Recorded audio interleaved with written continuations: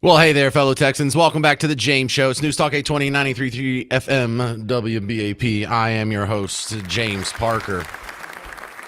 Boy, however low you think of the media, I promise they're worse than that. You may think you hate the media. They deserve so much more. You are way too nice to these people.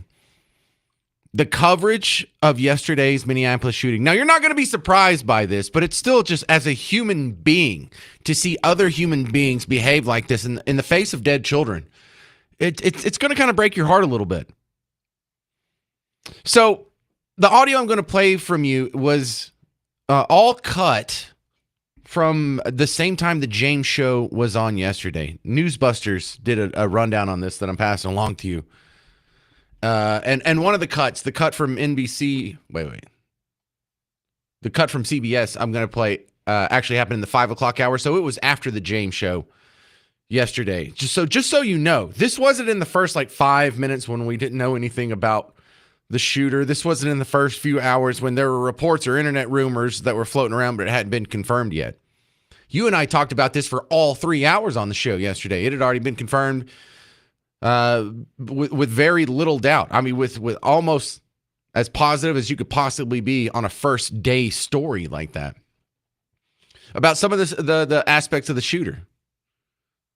One of them was that he put "Kill Trump" and on his magazine, on one of the magazines for his guns, and then on the, I guess where you would put the optics in, kind of on the barrel, "Kill Trump now." So "Kill Trump" was on there a couple times. Also, the fact that he's of the trans community. Those are kind of important details, and we knew it. And it was part of, and it's not like the only thing that matters in the whole story, but these are two very important details that let you know about this guy's motive, let you know about this guy's political persuasion, let you know for the love of God, he's not a Trumper. And for the love of God, he's also part of a very, very small community that, if you include this detail, kind of really narrows it down to a special group that's been having debates in the court of public opinion across a swath of issues, whether it's bathrooms or the Olympics. But it gets left out in the reporting. It gets left out. Y'all just act like you didn't even know that. You don't even want your audience to know. You don't trust your audience with that information because what? You think they may react with some sort of antipathy toward your preferred group of people, toward some privileged special group. And it's hard to do this because I don't know how I can play you where they didn't cover it. So I can give you 90 seconds where they, or a minute where they go through the description of the suspect, and you can just notice that they leave those two very important details out. But ABC did it worse. So let me do CBS first. And I'm not going to play you from everyone. I'm just going to give you two clips here so you know I'm not just cherry picking one clip and pretending like that's the main train of thought across all the legacy old school media networks. But here's CBS News first.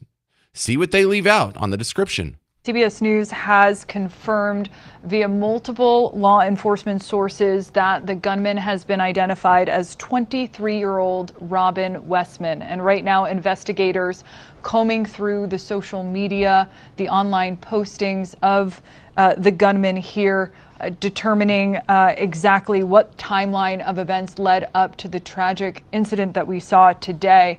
Law enforcement officials have identified writings on the magazines of some of the weapons that were used by the gunman, hateful rhetoric, including words targeting the President of the United States, Donald Trump, invoking the Holocaust and threatening the lives of children. It also appears that the mother of the gunman was a former employee of Annunciation of the school who had retired a couple of years back. And so initially authorities had said there was no clear connection between the gunman and the school itself. Now it appears as though the mother of the gunman does have a connection with that school. All right. So she didn't mention anything about trans, but at least she did mention some antipathy toward Trump. She didn't go so far as to say he wrote "kill Trump." She just said some criticisms of Trump, like, oh yeah, he's a threat to democracy, or he tries to steal elections, or he did January 6th or something. But no, there's at least a nod to it. Now, this next one, Aaron Katersky, ABC, You're going to hear this. He's going to leave out the trans thing too. But listen to how he inserts the Trump into his report. It almost sounds like the dude is pro-Trump, or it doesn't let you know either way if he's anti or pro-Trump. Just throws it in there, and boy, that's deceptive. 23-year-old Robin Westman was able to leave what police called a video manifesto that they're now going through to try and establish motive.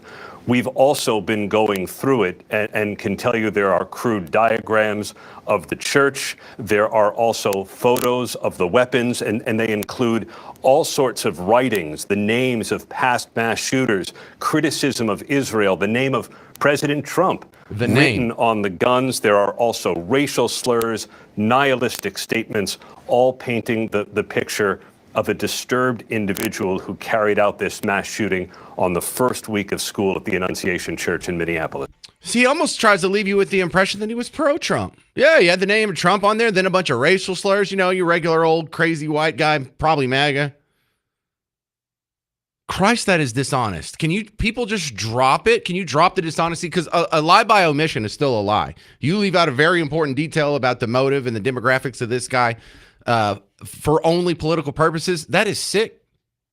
Like, that's a level of dishonesty that, all right, I'm not surprised that the media does it. We see them do it all day, every day. But not about dead kids.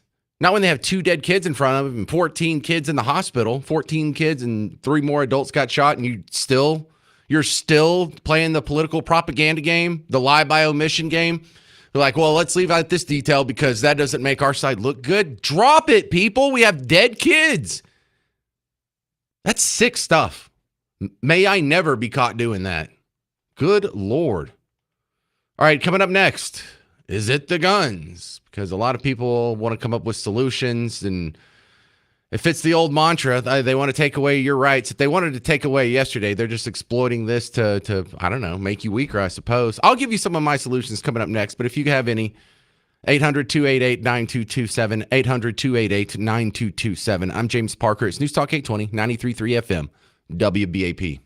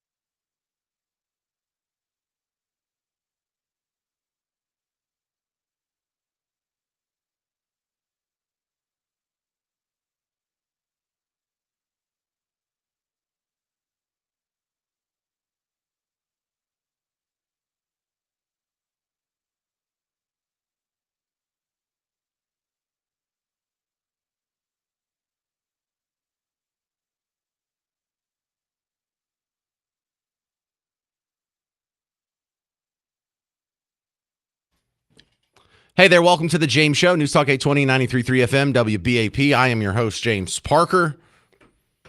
So the Minneapolis shooting that happened yesterday, we were just mocking the coverage of it where they're leaving out some very important details. And these aren't incidental details. If you want to try and learn something from this situation and notice patterns and try and prevent this stuff or at least minimize this from happening in the future, you need to be honest with yourself about the causes, the motivations, the demographics that are doing this. This is one case where, your age matters, your gender matters, your race matters, your socioeconomic status matters, your orientation matters. Whatever info we can have to put together up on the chart to try and figure out what's going on here and get in front of this, that is necessary for the future of public safety. Now, the disappointing part, I think, did you hear this clip from Trey Gowdy? I think Vince played it yesterday, actually. Did Vince play this yesterday? Because if he didn't, I think Mark Levin played it too. But this is something, I expect this from someone on MSNBC. I expect this one from a politician with a D after their name. I expect this from the next montage of celebrities. It's the guns. We got to do something about the guns. I do not expect this from Trey Gowdy. Trey Gowdy, the Republican congressman, a guy who was swept in during the Tea Party wave. Remember that? He was one of those. And it's not just guns. He's just blaming white males. Okay. Our system is reactive. Something bad happens, we react to it. And what people are crying for now is, how can we prevent this? How can we stop it? And the only way to stop it is to identify the shooter ahead of time or keep the weapons out of their hands. And so we're going to have a conversation of freedom versus protecting children. I mean, how many school shootings does it take before we're going to have a conversation about keeping firearms out? It's always a young white male. Almost always. I mean, did anyone this morning think, I wonder if that was a female? Did any of y'all think that? I mean, there's been one school shooting involving a female. It was Tennessee. One. Yeah, Tennessee. But other than that, it is usually young white males. They're Yeah, I guess it's okay. You can just slander white guys all you want. Anybody going to call that racist? He was making a judgment about an entire group of people based on an immutable trait, their race. A negative judgment, just a generalization, just as straight up racist as it can possibly be. No one sees racism. He's not going to get called out for that. The people who saw racism in the Sydney Sweeney ad, who saw literally Hitler in the Sydney Sweeney ad, you don't see that's not racist to you? Why is it always white guys? It's always white males. Oh, okay, so misogyny or misandry, I guess it would be, because it's against guys. No concern about it there. Why not? Is that okay if it's against white males? That's all right. We can just say racist things. We can make blanket judgments, negative blanket judgments about entire groups of people based on immutable characteristics. Cool. But this comes from Trey Gowdy. This comes from a Republican. Thanks a lot. Did he bring up the shooter's orientation? Did he not know it? Bro, what is the difference between you and ABC and NBC that I just played, or ABC and CBS that I just played in the previous segment? I don't need you piling on me too. I don't need you ignoring quite obvious red flags. Thanks a lot. And he's just throwing out lefty talking points there, anti-gun talking points. Because he asked the question, and they think this is such a checkmate, this is such a slam dunk. How many school shootings do there have to be before we have a conversation about keeping guns out of the hands of... Here's the answer. All of them. Infinity. My rights are not up for debate. I don't care how many school shootings we have.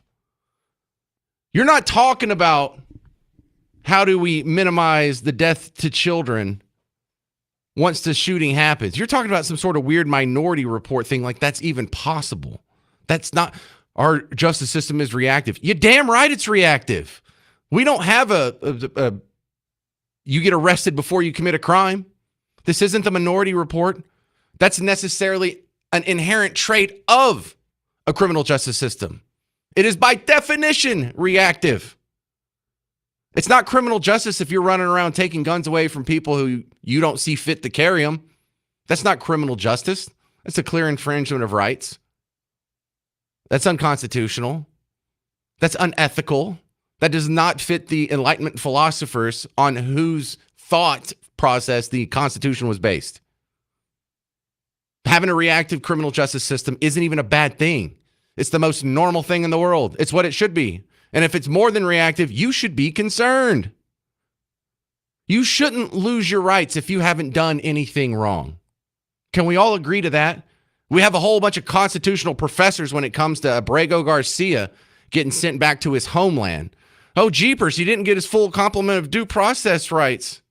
Well, how many times has this guy been to court? We already know he's illegal. He already had a deportation order. It got stayed because of some BS asylum claim that he only filed after he got arrested, after he had been here for 10 years, after he beat his wife. She tried to get a protective order against him.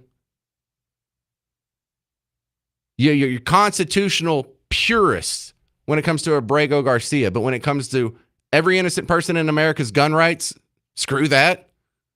And this is coming from Trey Gowdy. You're supposed to be on our side, sir. Yeah, there's only two ways to stop it. No, there's another way to stop it. We learned it. We learned it at the Joel Osteen Church. When the crazy person who was an illegal immigrant, trans, free Palestine activist, checking all the boxes there, when she got there and she started squeezing off rounds, someone was there to pull out a gun and stop her before she killed anybody. By the way, another she. They're not all white males, are they? And you know they're not all white males. There's plenty of examples of black people and Hispanic people. There's even Asian people that have done mass shootings. So no, it's not always white males. Thank you very much. Can you stop being racist against me for 5 seconds? Can someone please just call it out? Hey, people out there who are listening who aren't straight white males, just imagine. Imagine what it's like if people cry about racism. They see racism in everything. They see it in a Cracker Barrel menu. They see it in a Sydney Sweeney jeans ad. But then when real racism is said against you, no one cares. 800-288-9227, 800-288-9227. More response from the Minneapolis shooting yesterday coming up on The James Show. It's News Talk 820 and 93.3 FM, WBAP.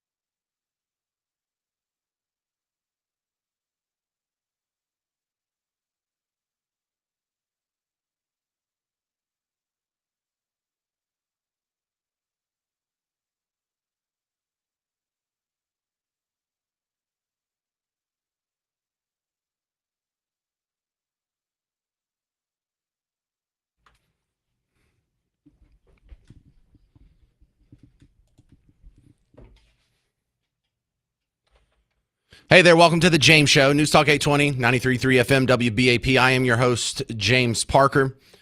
At the same time the James Show was starting, the Minneapolis police had a press conference to update on the shooting that happened yesterday. And I was going through that because I DVR'd it, and I was just skipping through to the question and answer point. And the guy that's giving the answer here is the acting U.S. attorney that's going to be handling this case. And he's asked if this is going to be considered a hate crime, which I thought is probably a pretty important question that you would want to know the answer to. So this was his response.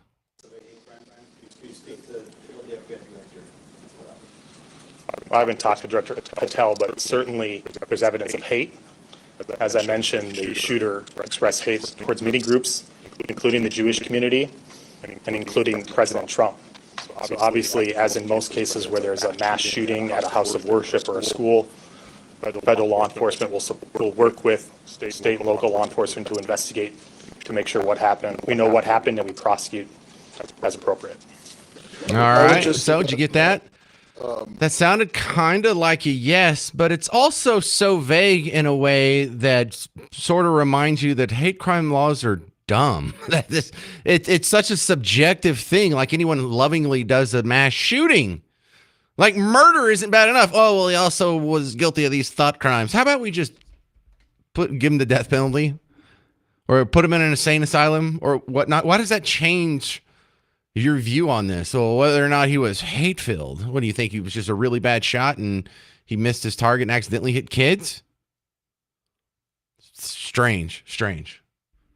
But also, it points out to where, okay, this is a hate crime. What's it called? Christophobia? We don't even have a word for when the oppression goes the other way. Well, what is it when you're racist against white people? Anyone ever called a black supremacist? Have you ever heard any shooter called a black supremacist? How rare is that? Is there a heterophobe? Is there a response? Is there a reciprocal term for that? 800-288-9227, 800-288-9227. This is John and Kemp. You're on WBAP. Yes, sir. Thank you for taking my call, James. Thanks for calling. Hey, I've got a two-part question for you. I've heard a little bit about these videos that whatever this was that was putting the videos on, and he or she or whatever. But how long, do you know, I've not heard how long, was it a day, weeks, a month, that this person had been putting these terroristic threats online? The terroristic threats came on just a few hours. Like it was still dark outside, or maybe he's just in a windowless room. But he posted it. The term is hours. So I think it was in the early morning of the shooting. And there was other videos on his channel. Some of them were really boring. Like I watched as much as I could before they took it down, and then some other terminally online people like me had clipped it. And so I got to see there's this one where he's reading the manual that came with his microwave or some other appliance. It's really weird. And wow. Yeah. So, you know, one of the things that makes me pause on like the whole anti-trans angle on this guy's just a psycho. He is like, and I don't mean that as a euphemism. Like he probably meets the textbook definition of a psychopath. He didn't seem to be abused. You know, it's not like a beat dog who now just wants to light a match and watch the world burn. He was born with a malfunction, and about 2% of us are born like that. About 2% of us are capable of killing people like that. I wonder if was he on some medication or something like that? I'm asking this because what you said about being a psycho, and I understand you didn't mean it. I understand how you meant it. But I wonder, when he had his background, if he bought these firearms legally, is that not part of the background check they do on us when we buy a firearm to see if we're on some kind of medication, like whatever that stuff is? I mean, I don't know. See, now this is why I don't like background checks at all. We got to get rid of these. Because what happens if we do start? What happens if that's someone's solution there? Well, if you have any antidepressants in your background, then you can be denied buying a gun. That means they can strip the gun rights away from anyone who's ever taken one Prozac. And how many of us is that? I mean, what, like 20% of us have taken some, 30% of us? I don't know what the number is, but how many of us have had some sort of mentally attached prescription or drug use. Period, point blank in his story. And so what is my dad? My dad took Prozac. Is he going to lose his gun rights? He's like a 73-year-old Vietnam vet. He's not going to do anything to anybody. Should we give him a hard time over buying a gun? Absolutely not. Now, was he on SSRIs? Is what a lot of people bring up in these mass shootings. I don't know. I wouldn't be surprised if he was, but I'm not so sure if, that's the cart leading the horse there, because, it's not that SSRIs make people into crazy folks. It's that we give crazy folks SSRIs. So I'm not sure if they're to blame. Gotcha. or they're just a detail that's going to necessarily pop up, because that's what we do with crazy people like this these days. We don't go put them in the one flew over the cuckoo's nest. We don't tell them that, these fantasies you have in your head are wrong. We just encourage it and go along with it. And you just be you and get a participation trophy. And this is where we're at. Yeah, that makes sense. I didn't think about it. You're right, though. If somebody just took something for a few months or whatever, Well, no one would go get help. Think of all the veterans that come back from theaters of war that need some help. Everyone would be scared to go get therapy. Everyone would be scared to go to the psychiatrist for fear of getting help, because then you would lose your gun rights. And even if you didn't, they would expand it to where if you went to a psychiatrist and he recommended SSRIs and then gave you the prescription, but you didn't fill it or take it, are we just going to, incrementally creep on our rights like that? Well, look, he's crazy enough that he needed them. We'd probably take him. It'll never end. And the killings won't stop. You'll just have an erosion of your rights. All great questions. Why I like to listen to you. You always know a good answer, and you're right. I agree with you 100% on that. I didn't think about that part of it. Oh, you're so nice. Yeah. Well, my second part of my first question was, which you pretty much already answered it, that they'd only been on there for a few hours. I thought these sites, YouTube or whatever, X or whatever, they have something that monitor for terroristic threats, or it throws a flag up and then it gets sent to someone else to investigate it. Even if he didn't do the shooting, correct? That's something that probably would have been taken down within hours. But also, he wrote it in the Cyrillic alphabet, English words, but with the phonetic Cyrillic alphabet. So I'm not sure if any AI scan would have picked it up. Man, John come with the great questions. 800-288-9227. We'll continue talking about this. And also, we got to look at the economy. The second quarter just got revised. And, one of the headlines that they're not going to be quick to tell you is the economy is booming. Details next on The James Show. News Talk 820, 93.3 FM, WBAP.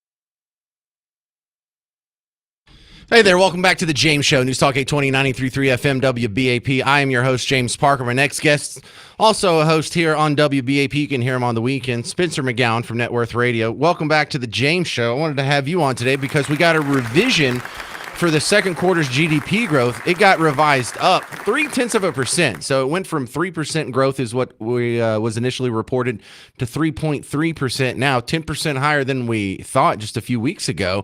So how good is the economy, Spencer?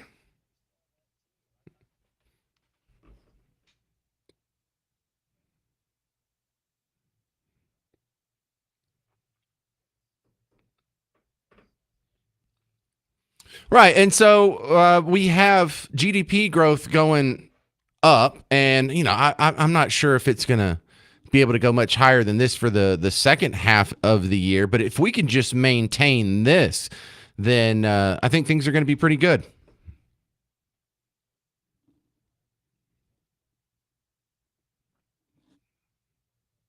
Okay.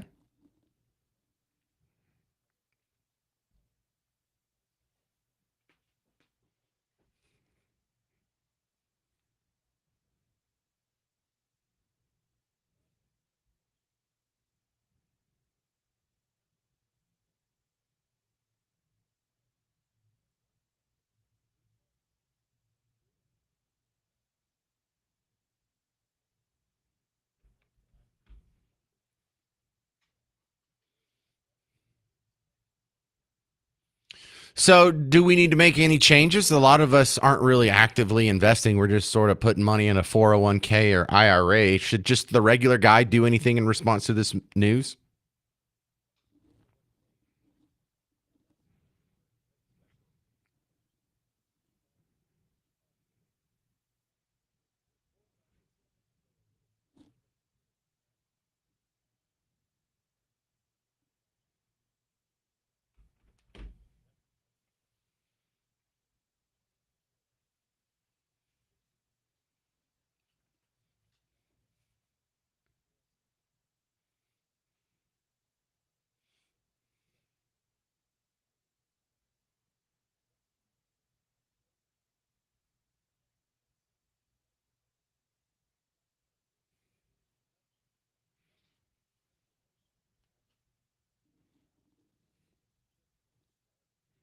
Yeah, every dollar you don't have to spend complying with some regulation could go to profit, or maybe just saving your company there.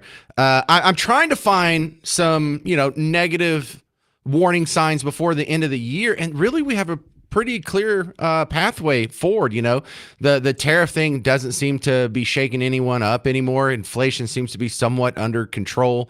The only negatives I can see here, and help me out if I'm missing something. Number one, the end of the fiscal year, we could have another government shutdown fight, and and that would be at the beginning of October, and we still don't have a long-term deal with China set up as far as trade goes. Other than that, am I just too optimistic over here?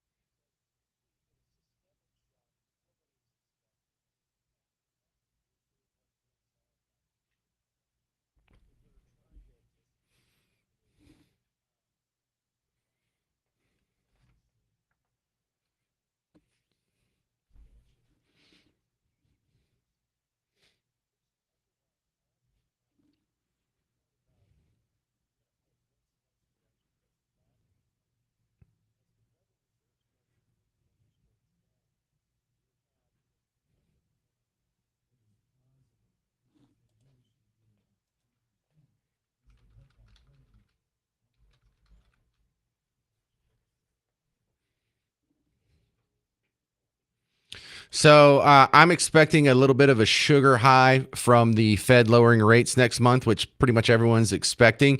However, when he made that statement last week and we got a little bump from him, sort of doing the what's it called? Foreshadowing on the next rate hike. Could the next bump already be built in?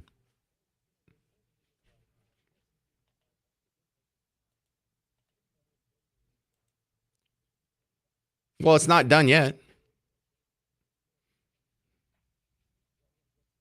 No, I'm just saying the market days. We still got 30 minutes. Don't jinx them.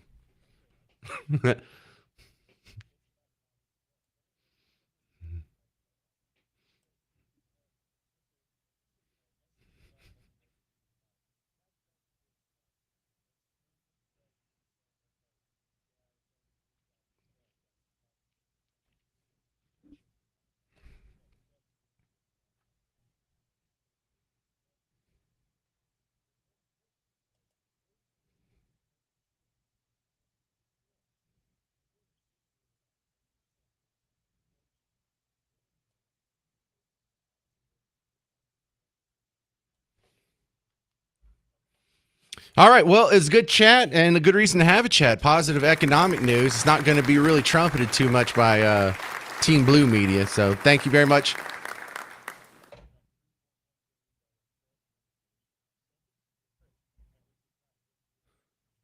Yeah, what are they building? A football stadium? Thank you very much, Spencer McGowan. Catch him on the weekends here on WBAP or networthradio.com. Plus, he has the McGowan group during the week and the cool little offices over at the Crescent. Fun stuff. We'll continue talking about the booming economy next on The James Show. News Talk 820, 93.3 FM, WBAP.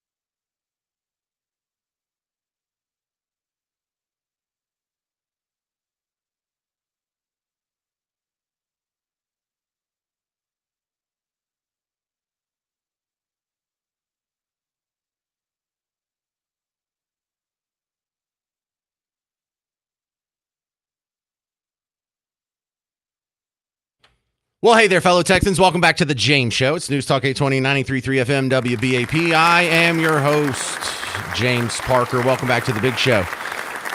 If you're just joining us, I just concluded a good chat with my buddy Spencer McGowan. You hear him on the weekends here on WBAP.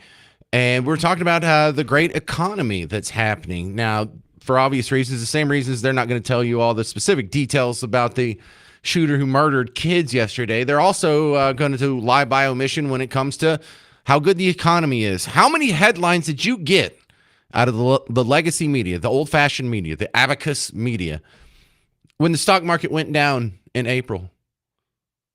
How many negative headlines did you get when the stock market went down for a little bit at the the first month of Trump's term? There was a little bit of a downturn, right as he was walking into office, and just a few days after that.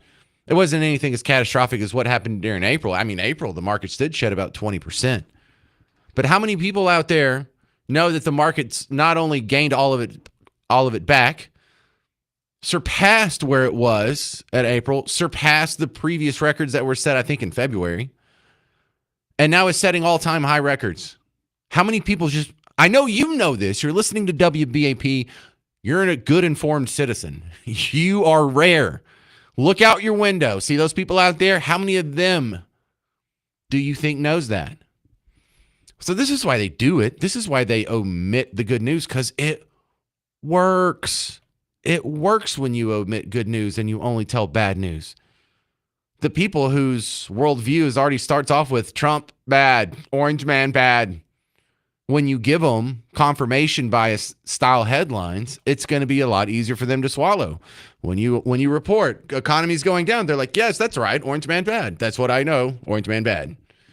Now, if you were to be honest and report, hey, the economy's at all-time highs again, and then you had to repeat that headline about every third day for the last 2 months, there might be a little bit of a short circuit. I thought Orange Man bad, economy good, Orange Man not bad for economy. You'd blow their little automaton minds. Their little thoughtless brains would melt. But that's how it works. And I'm sorry. The bad news is it works. Their bias works. Their lies by omission. Man, it works. Actually works pretty damn good. Now, you were told that the economy is going to be crashing soon. Yes, Donald Trump is in power, and so you can just expect everything to get pretty bad pretty quick. How's it going? Is it bad? How's it going? Is the economy... what about your 401k? What about your IRA? When there was a downturn in January and the downturn in April, you saw the headlines. People's retirements are being wiped out. What about now? Oh, people's retirements are stronger than ever. That's not important? It's only important when they're bad? So let me give you some of the details behind the headlines that are being ignored. Number one, they just revised the second quarter GDP. You were told when the original estimate came out that the economy grew at a 3% rate in the second quarter. That's now been bumped up to 3.3% from April to June. So when you look at the GDP at 3.3%, there's no way you can swing that negative. There's no way you can. It's going to be like, even for the AP, even for an MSNBC, for you to report on this at all, how do you take a negative angle on this? It's really tough. So what did they do? They just don't report on it at all.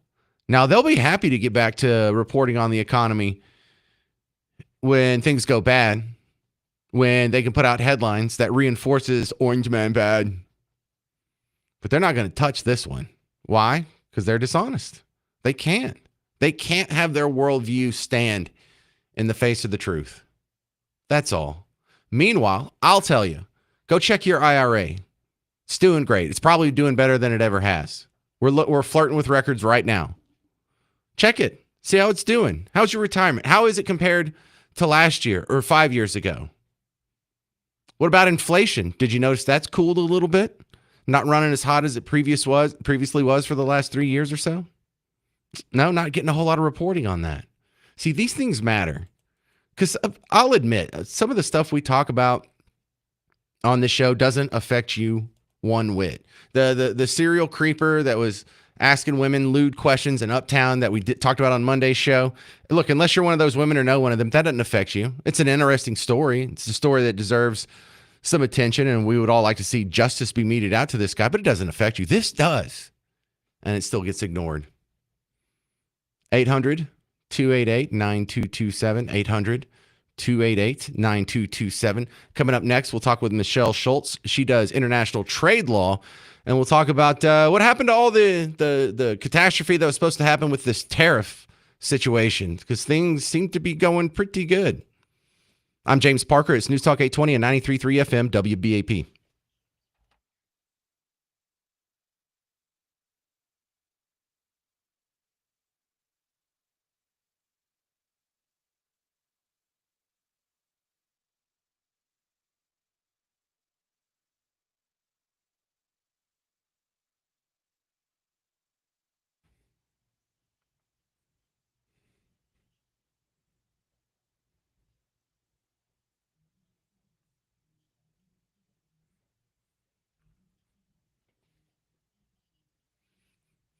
Hey there, football fans. The big weekend's finally here. High school starts on Friday. College starts this weekend as well. The big boys start next week.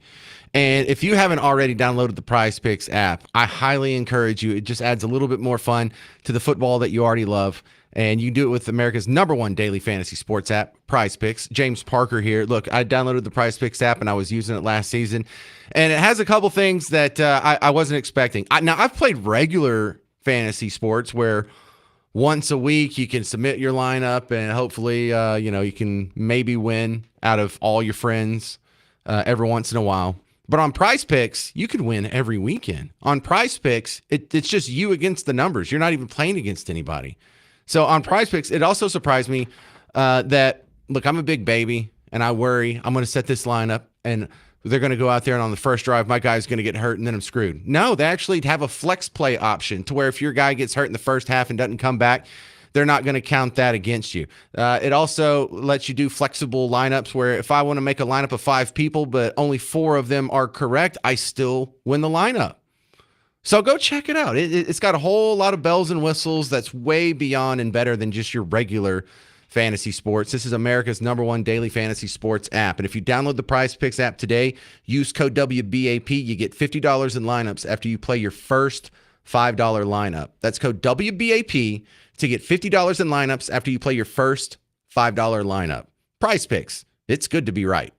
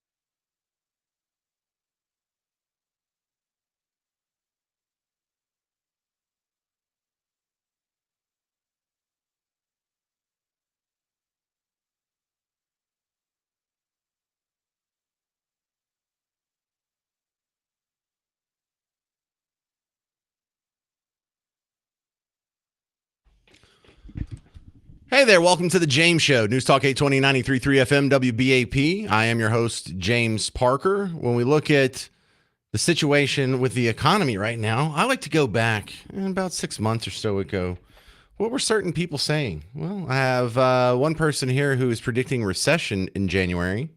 I just tweeted not too long ago about the fact that our unemployment numbers are going to go up. We are headed for a full-on recession. And that is not me trying to be an alarmist. That is me trying to get you to pay attention. Jasmine Crockett, queen of the liberal tea. Bleach blonde, bad built butch body. Governor Hot Wheels. And he is a hot ass mess, honey. Queen of the liberal tea.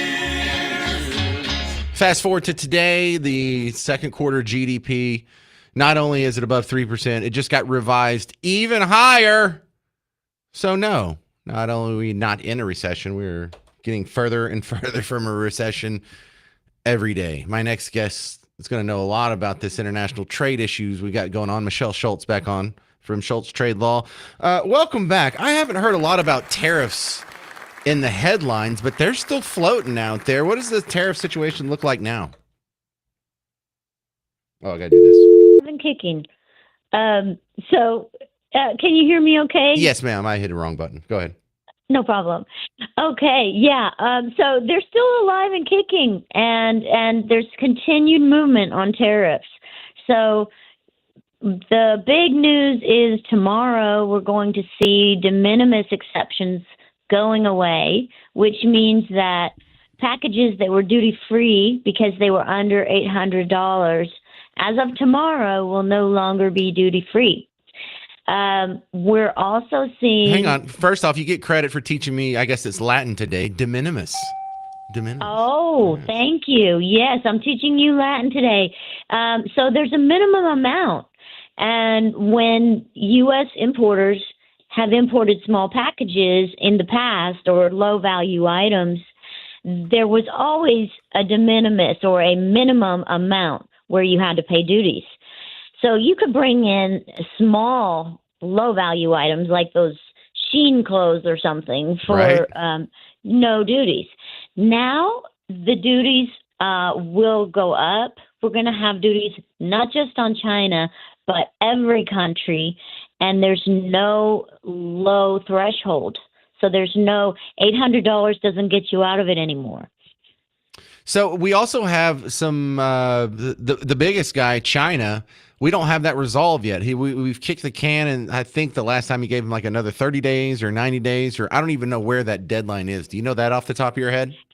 Yes, it's in November. So November 10th, the reciprocal tariff, which is the tariff that just got increased from April to August, that reciprocal tariff will go up to 34% for China on November 10th.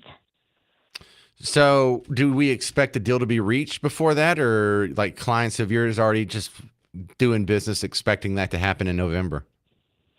Many clients, I'd say probably most, are expecting that to happen, and many are experiencing tariffs now already because some of the other tariffs still apply and still stack. We have what they call Section 301 tariffs, and I don't those know are what that for means. yeah, yeah. No, most people don't. They're the ones that apply to China for specific goods. Due to national security, due to unfair trade practice concerns, those still apply.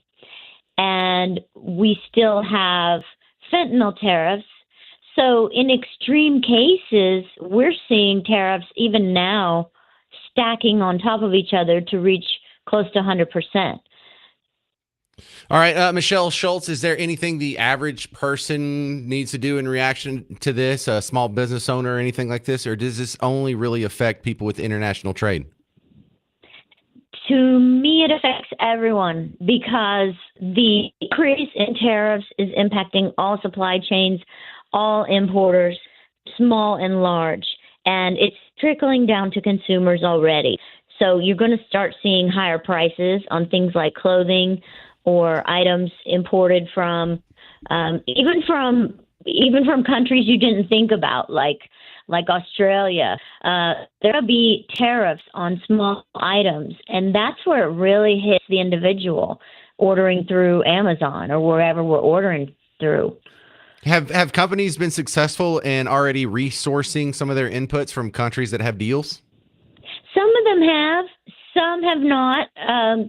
There are companies that have a sole source situation and that are at risk of going under because they can't resource to another country.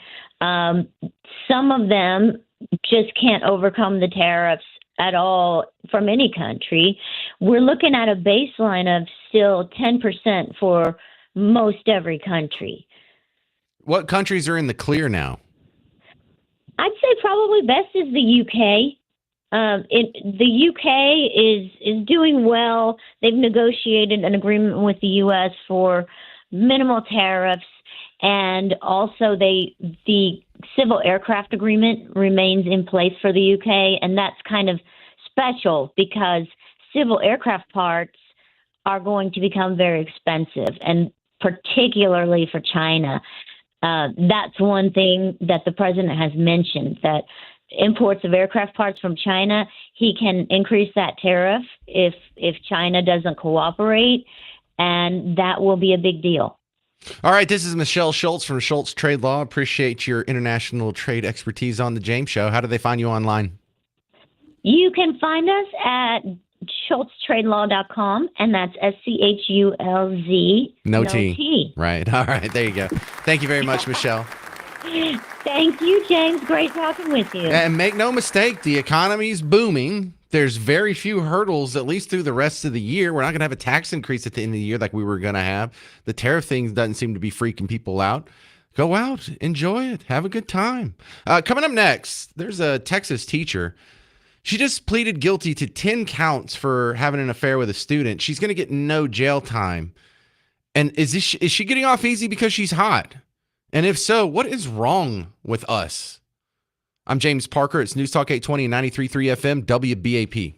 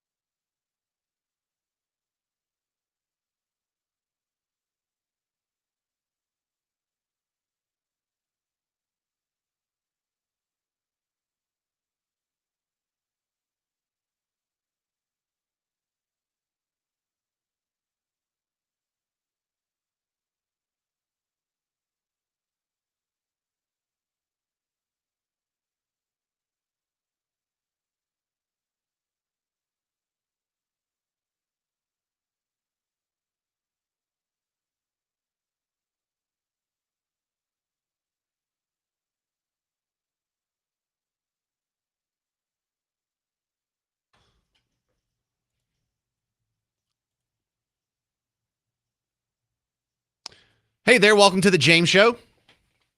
You're listening to News Talk 820 93.3 FM WBAP. Listen, guys, I need you to be mature with me for the next 10 minutes. Ladies, I know you're already going to be fine with this. You don't disappoint me in this subject like guys do. My fellow man out there,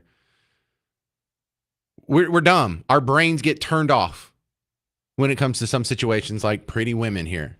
But we have a teacher in Texas who just pleaded guilty. Is it pled guilty or pleaded guilty? I don't care. I don't know. I've heard both. Don't at me. But it's a 12-count indictment over this now former teacher's adult activities with a female student. Now, she's in high school, so it's illegal. Should be illegal. But this was sort of an ongoing thing. And it's not like your normal situation here where, you know, someone just sent a wayward text message or asked an inappropriate question. They consummated on several occasions their affair. And I'm not going to get graphic with this, but like there was a cucumber involved and it wasn't for lunch. And that's all I'm going to say about that. And just because I mentioned that, I can hear men's brains turning off. Guys, fight it. Fight against your stupid animal instinct and be serious for a while. Because the real thing that gets brought up that I still don't have an answer for, you don't have an answer for. But why do we treat this so much differently than if it was a guy? If it was a male teacher who had misused a vegetable on your daughter, you'd want him thrown under the jail. We'd be talking about the electric chair, wouldn't we? You'd be another one of those, well, we just need to bring him up in front of the town square and tie him up against the pole and shoot him. No, stop. Why is that? Guys, why does your brain turn off? And look, women, you too. You're not nearly as upset about these. I don't have an avalanche of women sending me emails about this story. Oh, I hate it when this happens. This is disgusting. This is horrible. She should be thrown under the jail. And I don't have an excuse, but I do have an explanation. This woman's very attractive. That shouldn't matter. And you know it. But it does. The fact that you haven't even heard about this story. And there's no outrage about this. You know damn well if it had been a Baptist preacher, you'd hear about it. Why is that? Explain to me. Because I definitely don't know how to fix it because I can't even diagnose the disease. 800-288-9227. 800-288-9227. I'm sorry I don't have all the answers on this one. Bill in Mesquite, you're on WBAP. Help us out. Yeah, what it is like you said, it's an attractive woman with a male student. No, it was a female student. Oh, it's an attractive woman with a female student. Oh, okay. Well, that's even different, I guess you might say. I know we are children. I can turn it off when I'm doing a radio show, but I know what my instincts are telling me, and I know what other guys say, and I know what callers have said for the last 23 years of doing radio and the emails and the Facebook messages, and be like, if that was my son, I'd give him a high five and all that. Why? It's taking everything I got to hold it in. I know what you're saying. I can hear it, bro. I can hear it. See, and you're even laughing. A child was abused by an adult. It's not funny, Bill. You're right. Well, what's wrong with us, Bill? It's not funny. What's wrong with us? Because you know what? It's wrong because she's an adult and the student was a minor. First of all, now I hear that this is the left brain of Bill trying to explain logically that the right brain shouldn't be enjoying this story. You're exactly right on that one, but I'm trying to make sense of it here. Me too. I'm not much better. I don't understand why they're letting her off of the charges though, because you're right. If it was a man with a woman or whatever, it would be the other way around. They'd be putting him in jail, and it would, people would be protesting and everything else. So, yeah, I don't get it. I don't get it, and I'm guilty of the crime too. And it kind of ticks me off because I pride myself in being a logical person who can divorce himself from the emotion and then just look at the numbers and the situation and the philosophical backing. And I wasn't fooled by all the emotion around COVID. I wasn't fooled by all the emotion around the George Floyd riots. I wasn't fooled by all these other emotional topics, but this one, I have no explanation for it, Bill.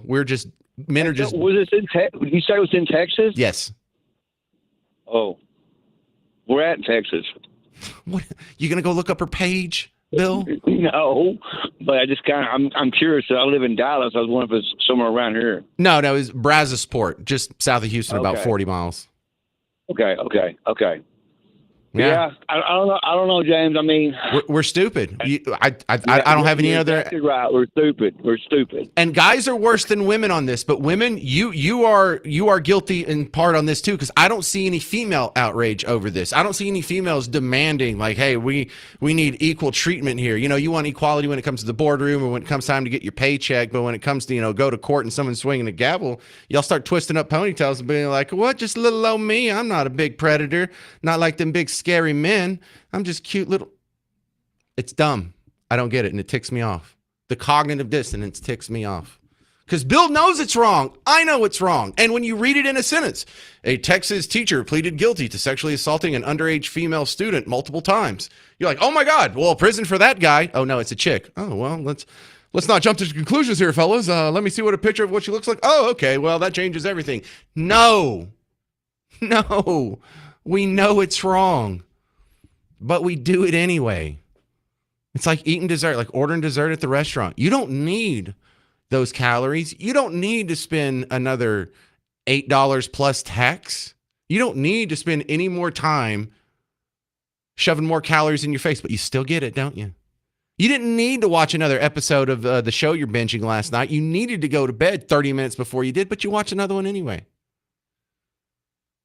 We're broken. Being a human being is just so weird sometimes. I don't like it. I don't like being able to explain my own brain. All right, coming up next. Call me cynical. Maybe I'm jumping the gun here, but we're going to talk to a divorce attorney about the engagement of Taylor Swift and Travis Kelce. I'm James Parker. It's News Talk 820 93.3 FM WBAP.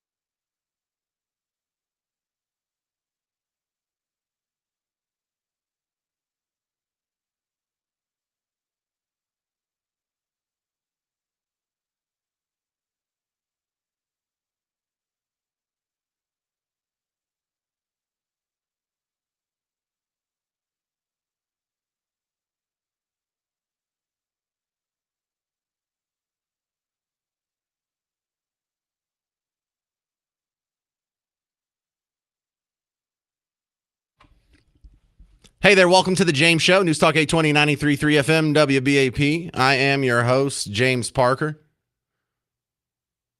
So as far as the big news goes on the Taylor Swift Travis Kelce engagement, as far as their prospects for marriage go, first I give it 6 months. I'm kidding. I'm not that cynical. I hope these two kids fall in love and stay together forever, and we have to hear about all their babies and the future specials when they're hosting some award show or whatever. I'm looking. Oh yeah, the Britney Spears. You really you keep up with celebrity marriages, Garrett? Because I think isn't that the shortest celebrity marriage? Britney Spears, 55 hours. What a lucky guy. Well, I'm sure my next guest is going to have some strong opinions about this. Jennifer Hargrave's coming back on. Hargrave's Family Law. That's a very nice way of saying she's a divorce attorney, y'all. Yes, we call it family law. When your family gets ripped in half with a chainsaw, we call that family law. Welcome back to the show, Jennifer. How fun. All right, Jennifer, I'm Travis Kelce. I come to you. I'm like, hey, I'm about to get married to Taylor Swift. Should I make her sign a prenup? And let me guess, you're going to say that'd be better advice for Taylor.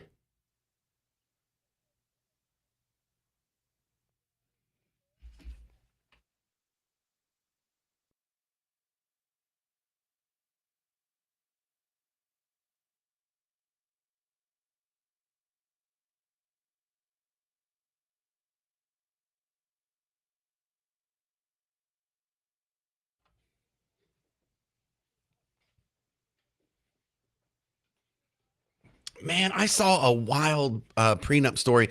I think I even had to bring you on to talk about it. And this was like 6 months ago, where some fella was picking up a second wife because he was done with the old starter model. And he made her sign a prenup that says, for every kid that you give me, you get $100,000. Should we get a divorce or something crazy like that? Or maybe it was $1 million, but it was like a lump sum. And they had built all these incentives into the prenup. Now I've seen incentives built into like a trust, but the incentive structure was something that was new to me. What would you recommend Taylor or Travis put in for incentives?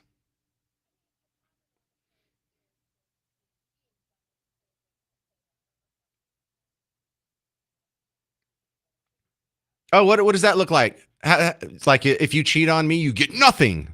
Is that what it is?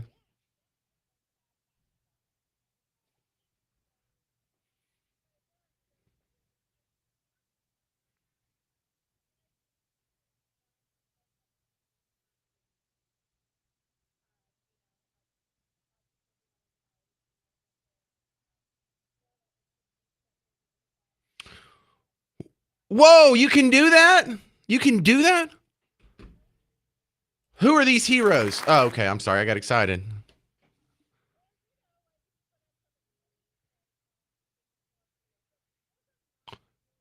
Hey, we've seen that one too. We've seen that one. Did I talk to you about the weight guy?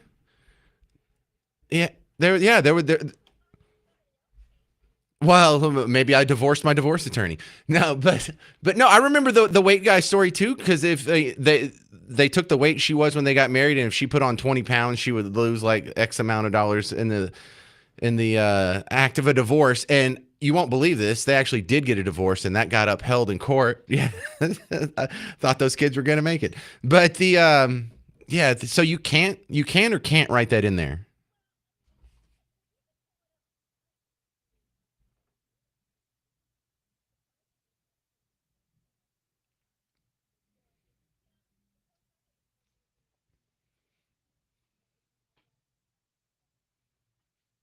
Can you say if we get divorced, you're not allowed to write an entire album of songs about it?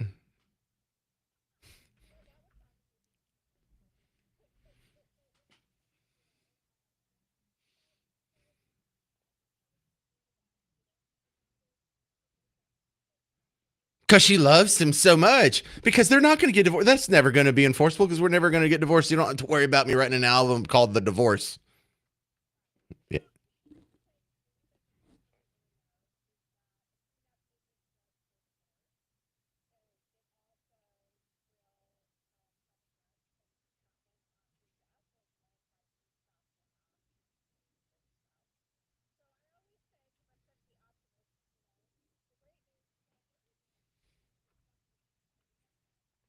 breakup. Yeah.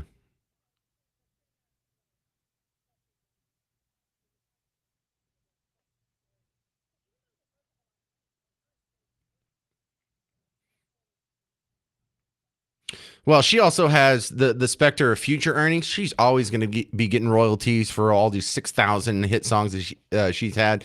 He's only going to be a tight end for a few more months, and his income is going to go to God knows what for the rest of his life. So she's really in the driver's seat on this. Anything you'd recommend?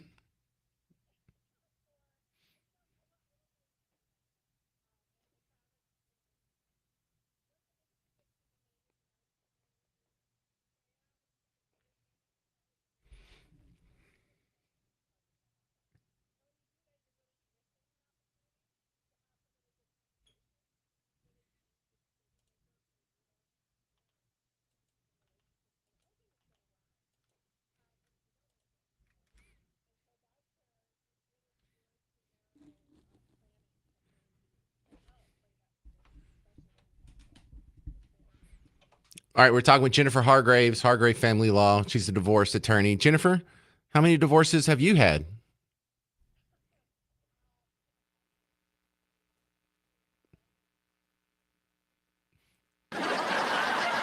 Is that a dodge or you're not going to answer? That's what I was asking. See, that makes me suspect, right? Like I don't trust a skinny chef. And I've noticed like I have had other friends that have like marital issues and I am so worthless because I haven't been through any of that and you haven't either, but this is kind of your job. So that's got to be a weird juxtaposition because people are like, "Well, what happens when you fall out in love or, you have a dead bedroom or you're not getting along anymore?" So I don't know, dude. I don't know. I don't know how to.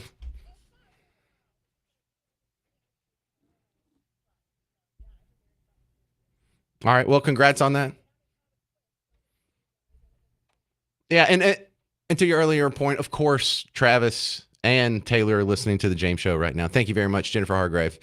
Find her online, Hargrave Family Law. The Texas Rangers need you to come out and get as loud as you can. They're going to take on the Houston Astros Sunday, September 7th, Globe Life Field. So not only do you get to see our in-state rivals, it's also Pokemon Go Day at the ballpark. So not this Sunday, but next Sunday. Pokemon Go Day. Fans who purchase their tickets through rangers.com/theme nights, you get an exclusive Rangers Pokemon Go t-shirt. Or if you want to try and win some tickets from us, you can text the word Rangers to 800-288-9227. 800-288-9227. Coming up next, a North Texas sheriff's in trouble for sexual harassment, and it's even dumber than it sounds. I'm James Parker. It's News Talk 820 and 93.3 FM WBAP.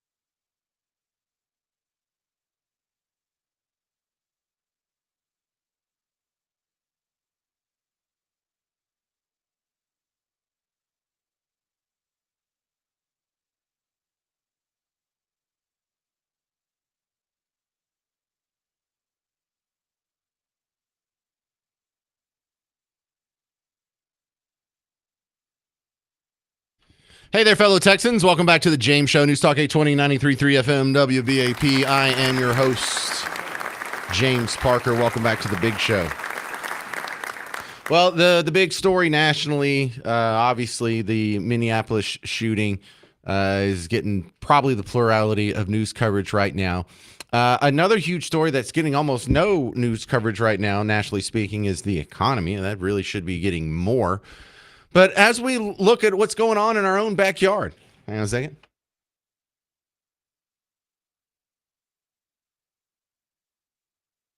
Go ahead. We have a little bit of breaking. Hang on. This is Bruce. The boss just walked in. Bruce just walked in. Rumors are, and I can almost confidentially report this, the Cowboys have traded Micah Parsons to the Green Bay Packers. Thanks for ruining my day. Thanks for ruining my life. Are we even watching the season now? Are we just done? Is that it? It's over? That's just before it even starts? You're gonna let that guy go? All right. Well, thanks for taking me off. I don't need details on this. Look, even if we got good stuff for him, did we get another player? Or did we get a bunch of draft picks? Don't know yet. Yeah, don't know yet. So, all right, I don't know how I feel about this. If we got like 8 number 1 draft picks for the next 8 years from Green Bay, maybe I'd be okay with that. But somebody tick somebody off because he's a good player. All right, I'll dig up what I can find on that, and I'll update you in the next segment. But one of the stories that a lot of people are talking about here in your own backyard, it comes from a local sheriff who. A couple funny things about this. Number one, it's a sexual harassment story, and of all the counties, it's out of Johnson County. Really? Jesus. So was Peach County already taken? But also, I am just so blown away by these sexual harassment stories from guys who are just ugly. Like, it shouldn't matter, and it doesn't excuse it if Denzel Washington's hitting on you. But, like, bro, who do you think you are? Do you realize what you look like? This guy looks like Bigsby from Trainspotting, which that doesn't mean anything to you. It's just an ugly dude. It's just a little wormy dude with a creeper mustache and thin hair, kind of skinny, kind of gaunt face. And this is the guy that's running his mouth to women who work for him? Like, this isn't even like, oh, well, not in the age of Me Too. No, before Me Too, this would have been like, what are you doing, dude? The story from our news partner, WFAA. Lawman accused of being on the wrong side of the law this midday. The Johnson County Sheriff indicted on felony charges, accused of sexual harassment and abuse of power. Sheriff Adam King is facing 2 felony counts of retaliation against a witness and a misdemeanor charge of abuse of office tied to sexual harassment. The affidavit details repeated unwelcomed sexual advances and verbal harassment towards female employees, commenting on their weight, their clothes, even their makeup. In one case, King allegedly told an employee she'd have to, quote, disrobe before he'd sign paperwork. Another time after she lost weight, he told her, quote, you're going to make me do some ungodly things to you. What? Now, it also says King often singled out female subordinates for one-on-one closed-door meetings inside his office that sometimes lasted hours. When employees spoke up, investigators say King retaliated. The affidavit says he threatened to handcuff and jail a woman who reported him and even went after a male deputy who cooperated with investigators. Now, King turned himself in here at the jail yesterday. Our crews were here when he posted a $25,000 bond and left in his county-issued truck. All right, now, again, let me put in some proper context here. We are in 2025, and we live in the wake of the Me Too movement.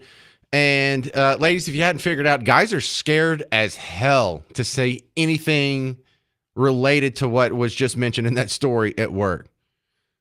Like, if anyone ever accuses me of sexual harassment, they are lying. I am so scared to talk to not just females, just anyone at work. Like this, and it's not just this job. For my last 3 jobs, I just go in there and I don't want to be friends with any of you people. No, I do not want to hang out after work. No, we are not going to have conversations or answer questions. I'm not going to ask you any questions. You can comment about me all day, every day. You can say anything you want. about my race, my religion, my gender, my orientation, whatever. I ain't going to say nothing back, though. I do not ever want to go into an HR meeting for any reason whatsoever. I want to be so divorced from the social life of this work environment that anybody who tries to raise a stink, people will know that they're lying.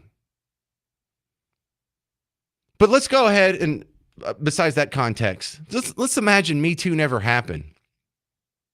Bro, you're still doing this? Do you not realize that you're gross? And this is for all men. You're not Brad Pitt. You are not Josh Duhamel. Whenever you say these things that you think sound cool, that you see people say in movies, or you see maybe it worked for you in college, it doesn't work anymore. And it's not anything you did wrong. It's just one of the negative experiences about being a guy is that you're disgusting after about age 30 or 40. And in a way that you weren't before. Because look, if I'm like 20, if 24-year-old James even walked in, and, I was in a business meeting and I was talking with the sales lady and I was trying to work out a deal. And I was like, that dress looks great on you. It'd be like, hey, it's a young guy, he's got the juice, he's flowing. It's kind of flattering, that he thinks of me like that. It's pretty cute. If I say that now, I lose the deal. You understand we're gross, guys? Like I have a little gray hair growing in on the side, which means I don't get to go to clubs anymore. I don't get to hit on chicks anymore. I don't even get to compliment girls anymore without being a creep. Now, that's something that it just horrifies me. Like the worst insult you could give me right now is if like a young lady said, ooh, gross, right? Like that's the last thing I want to hear. So I don't want to put myself in that situation where I say, oh, well, you've lost so much weight. I want to do ungodly things to you. You think the lady goes, oh, that's so flattering. Or, oh, well, if you weren't married, I'd let you. No, what they do is they turn around and they go, that is so gross. I can't believe you said that to me. That's disgusting. That's who you are, dude. You're not cool. This is not Entourage. You're not hanging out with Turtle and Vinny. You're a creepy old guy that looks like Bigsby from Train Spotting, and no one wants to hear it. Your wife probably doesn't want to hear it. Is he married? Because that's another insulting thing that happens to men when you get older. Like when you get married, like no one hits on you. No one's asking for it. No one's pushing, your buttons or the envelope or whatever metaphor you want to use. But then a real just insulting thing happens. There's other women who they get a lot of unwelcome attention from guys, but when they find out you're one of the safe ones, then they'll open up to you and they'll start kind of being flirty and stuff. It's like, don't be flirty with me because I'm safe, because I'm not going to do anything. What an insult. And I can't do anything back. I don't want to be one of the safe ones. I want to be one of the dangerous ones. I want to be one of the bad guys. Nope, not that anymore. Here comes Bruce again. Is it the Micah Parsons thing? What did we get? Adam Schefter from ESPN confirms. All right, I'm going to look up details on this, and I'll give you the update on the terrible news. Cowboys season over before it even started. And also we have Garrett Folsey from Young Voices coming up next on the James Show. Talk about the new congressional maps here in Texas. 800-288-9227. I'm James Parker on News Talk 820 and 93.3 FM WBAP.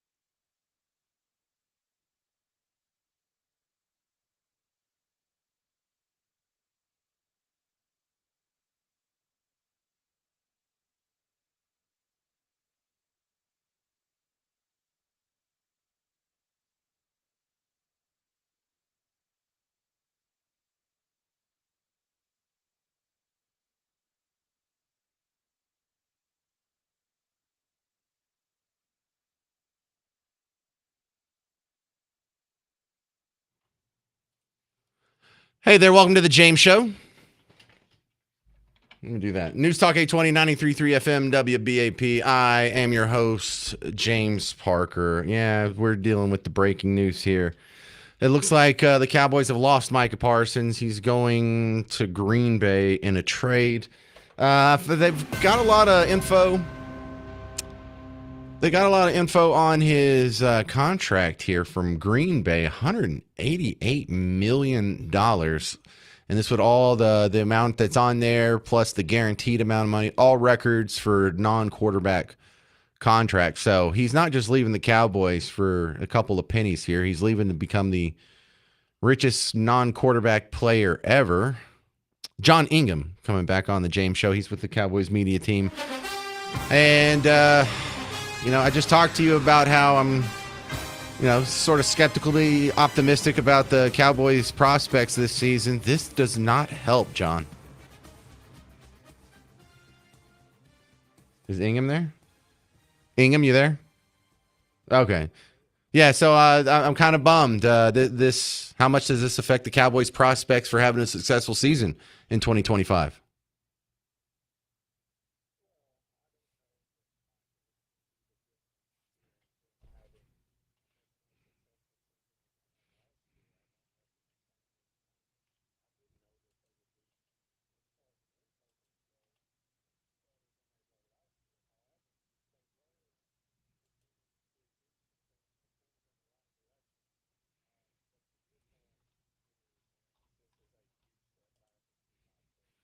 Do we know what the Cowboys got in exchange for Micah Parsons?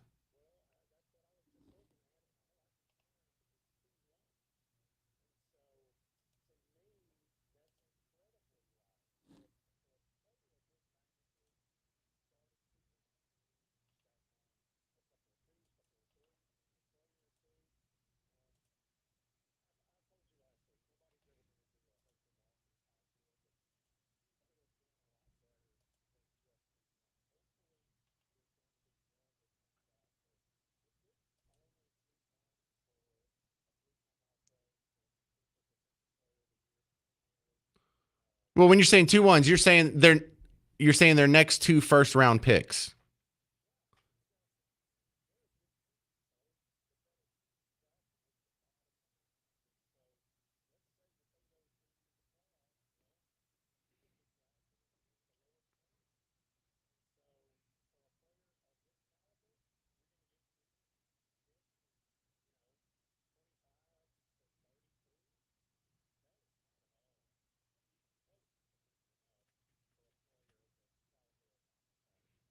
So why'd they let him go, John Ingham? I have a feeling there's some personalities that got involved because on paper, this just doesn't make sense. Did he tick somebody off? Did his agent tick off Jerry Jones? What happened behind the scenes?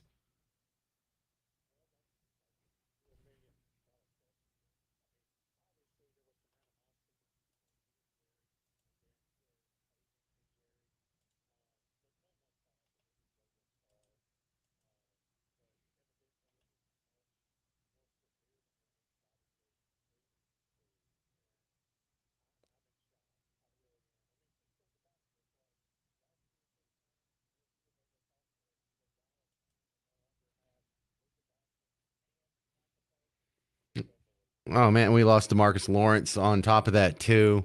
Well, kind of bummed out here. I mean, who's going to take his spot? I mean, who do we even have for defensive ends now?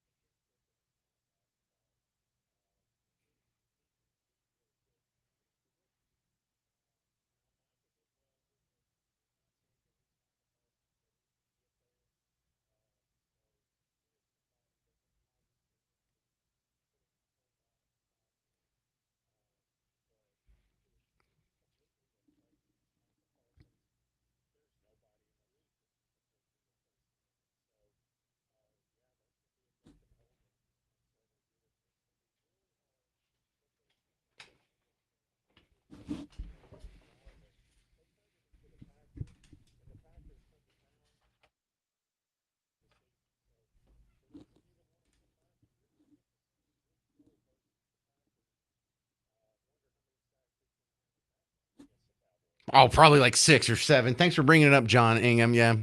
All right. Appreciate it, sir. Thank you very much. All right. Coming up next, Micah Parsons sent a letter out to the Cowboys Nation. That means you. I'll read the whole thing. It's really not that long, but here's a quick little excerpt to sort of tease you. North Texas will continue to be my home in the off season. I'll still be here giving back to the community that gave me so much. And no matter where the next chapter takes me, the bond we've built will never break. Yeah, well, we don't deserve you, bud. You're an awesome defensive end. Really sad to see you go. Seemed like a nice guy, too. But I'll read the rest of the letter from Micah Parsons to the Cowboys Nation next on The James Show. 800-288-9227.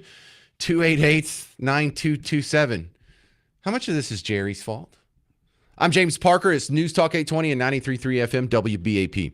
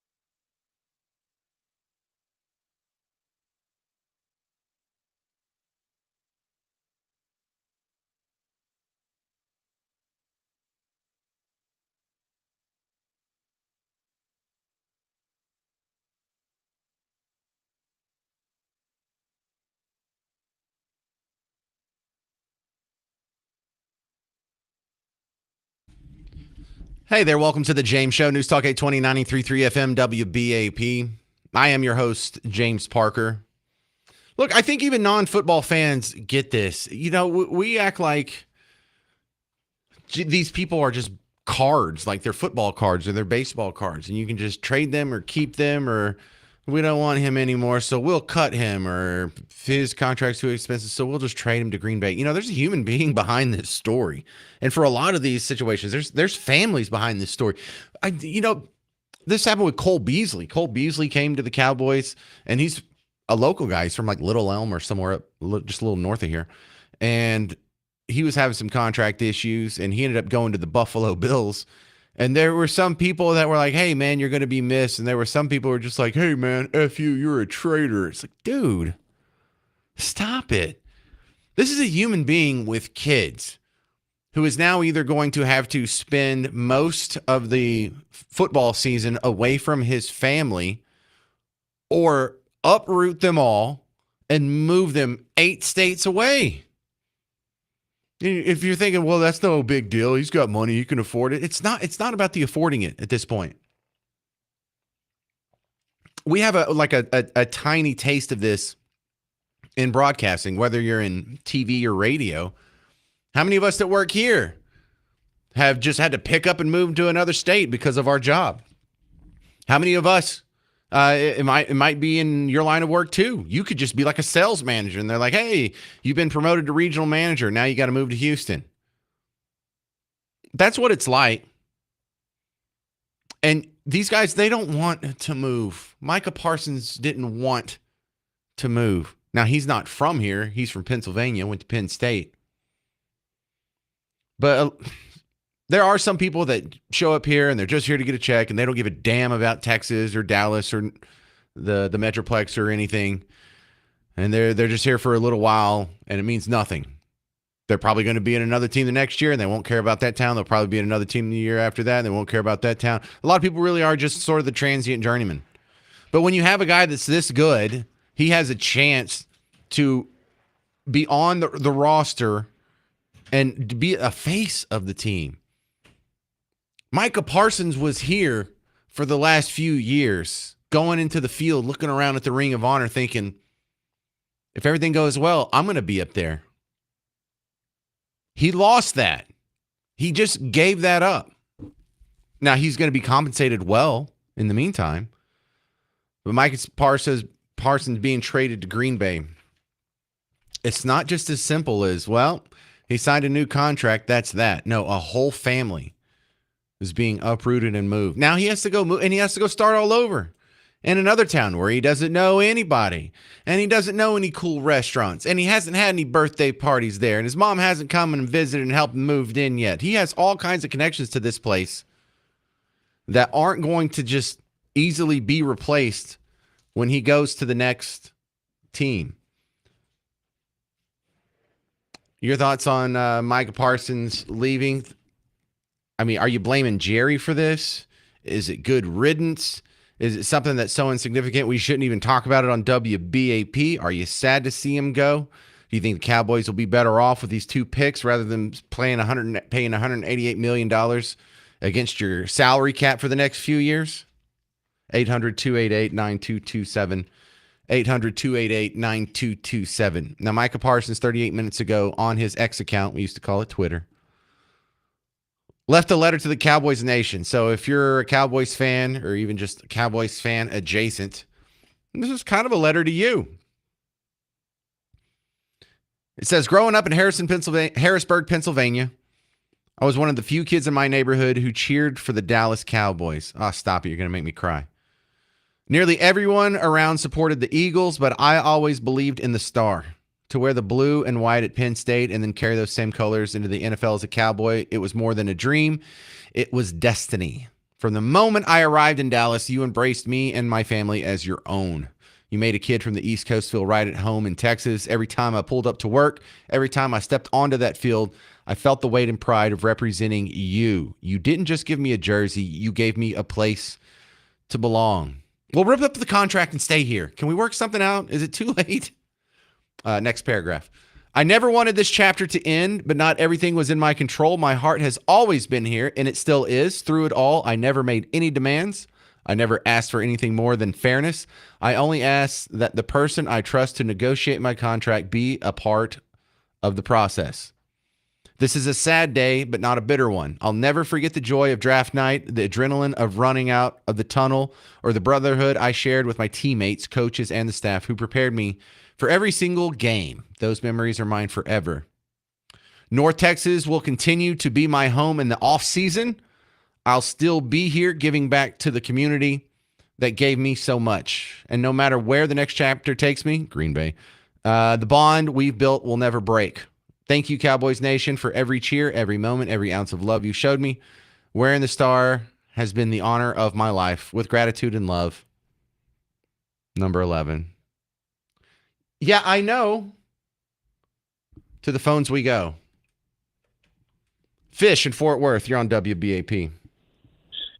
Yeah, I think that this whole thing, it's a football game or a football team and all that, and they get traded all the time. Think about the military who get transferred every year and a half to 2 years, and they don't get to pick where they go. They're uprooted into families all over the place, and it's actually, I was one of them, and it actually turned out pretty good for you. You got to see a lot of things, so I think they're making way over this thing. He's getting paid plenty of money, so move wherever they want him. Fair enough. That's pretty good comparison, though. Yeah, for age 20 to about 40, you just get picked up and moved to random places where you have to start all over. It is kind of rough on the kids, though. They don't get to go, like I went to the same school K through 12, basically on the same property. They don't get that, but I was in a new school every 2 years. Yeah, it worked fine for me. All right. Well, I appreciate you calling in. Thank you, Fish. This is Steve in Weatherford. You're on WBAP. James, good afternoon. It's raining again. We're having a normal summer. Hey, the Cowboys have won 8 Super Bowls. And Micah, we all love you. We hate to see you go. But let's get back to winning some Super Bowls with or without Micah, okay? Cowboys have won 5 Super Bowls, but I agree with the sentiment. Is it 5 or is it 8? No, it's just 5, dude. It's just 5. New England's won 6. Pittsburgh won 6. We've won 5. Thank you, sir. But we can win Super Bowls without Micah. I hope so. I mean, we're going to have to now. We're going to have to figure it out. Thank you. Randy, Little Elm, you're on WBAP. I got no sympathy for these overpaid, whining punks. I mean, he had a contract. He should have had a year left on his contract. So that means he doesn't honor his word. He gave his word. He signed a contract. If you think I got any sympathy for him to get $188 million that he's going to have to move, it's ridiculous. I wouldn't spend my money to pay for a Cowboys ticket, to pay those overpriced kids. It's ridiculous. That's what's wrong with America today. We pay teachers nothing, and we pay athletes a $188 million contract. It's pathetic. How many people watch a teacher do what she does? If we put it on TV, would it be the highest rated thing on Sunday night? Yeah. Why do I care? Well, look, the economic reality is they're actually pretty appropriately paid. You may think that they're overpriced, and you may lament the fact that that kind of job can get that kind of salary, but they earn it. They deserve it. There's not a whole lot of people who can do what Micah Parsons can do. I mean, there's probably 12 maybe people who can do what he can do as well as he does it. 800-288-9227, 800-288-9227. Donovan's here. Donnie Do from our sister station, The Ticket, and the world's most dangerous midday show. Donovan Lewis. This can't be good for the Cowboys, can it?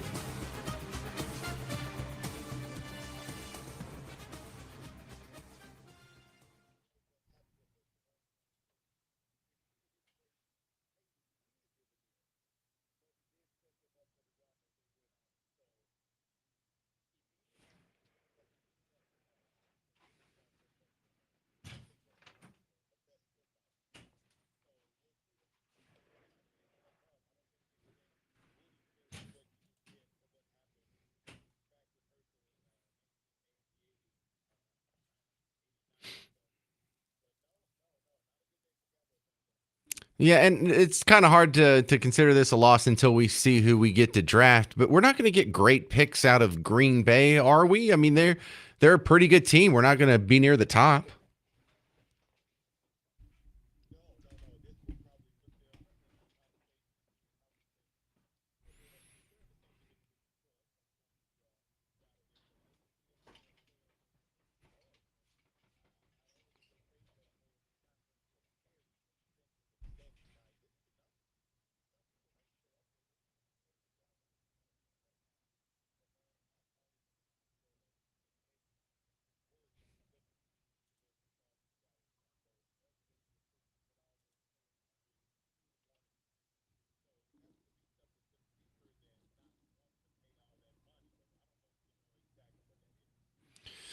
We're talking with Donovan Lewis from the Ticket. The last offer that is reported from the Cowboys to Micah Parsons would have averaged $40 million per season on a 5-year extension.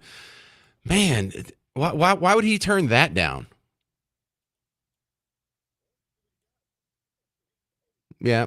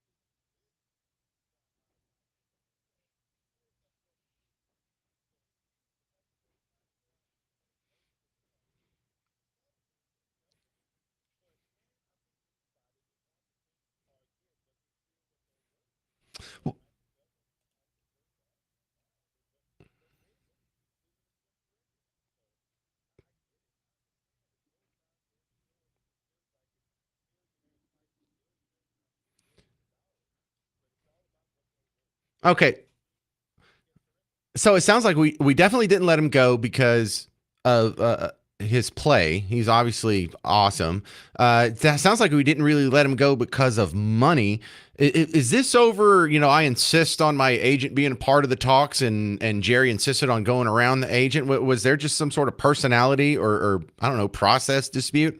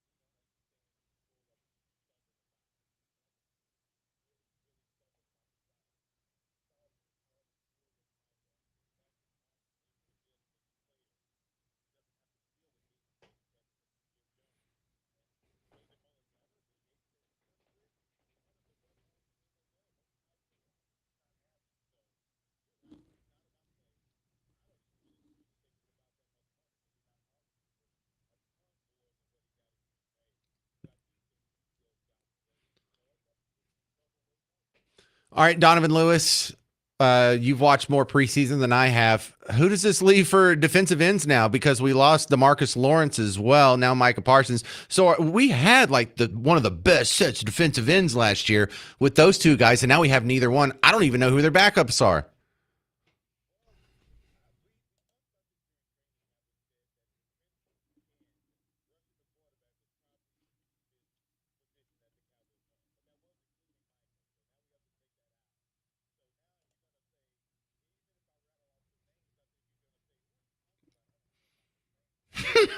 Right?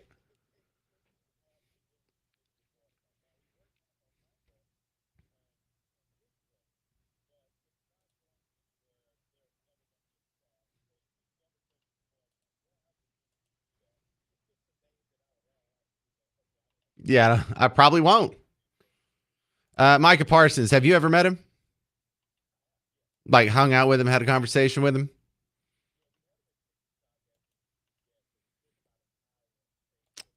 Oh, that's right. I missed it. I'm so jealous.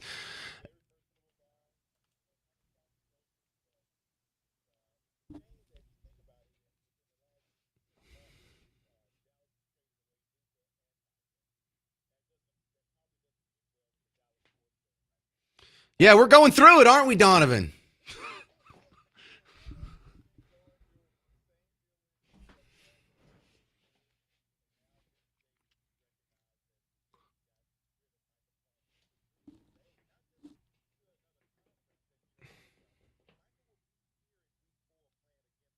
Yeah, so in 5 weeks. Yeah, he'll come, you can stay in his house. God, you know who really loves this? And this kind of ticks me off, Donovan. They are just high-fiving right now in Washington, D.C., in Philadelphia, in New York, that they don't have to see this guy twice again.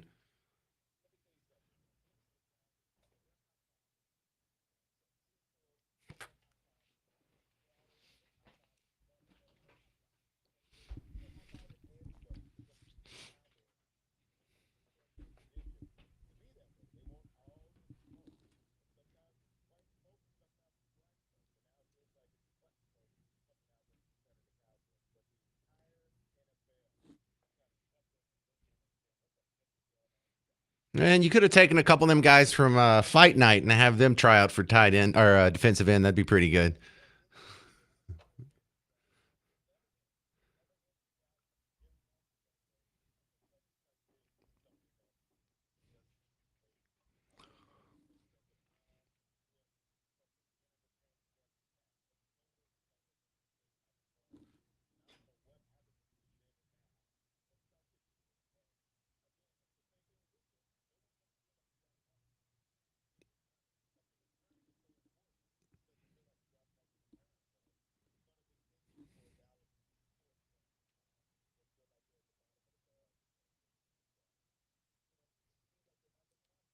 Well, Donovan, I was cautiously optimistic about this season.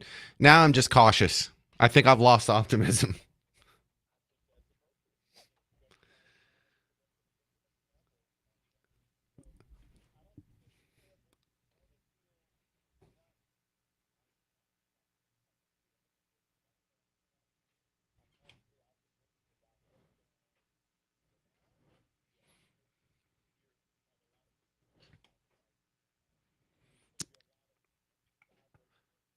Bro, I don't even want to start watching the games if we're going to end up 6-11 or 7-10 or I don't even want to get my hopes up or waste my Sundays if we're going to lay an egg this season.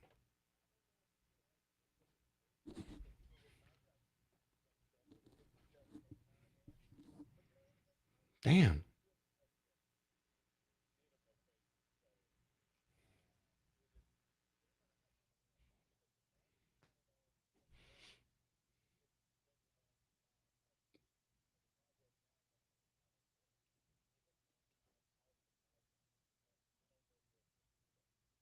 Well, I appreciate you taking some time and on a moment's notice coming on the James Show to help us out with this. This is the great Donovan Lewis from The Invasion on the ticket. Thank you, sir.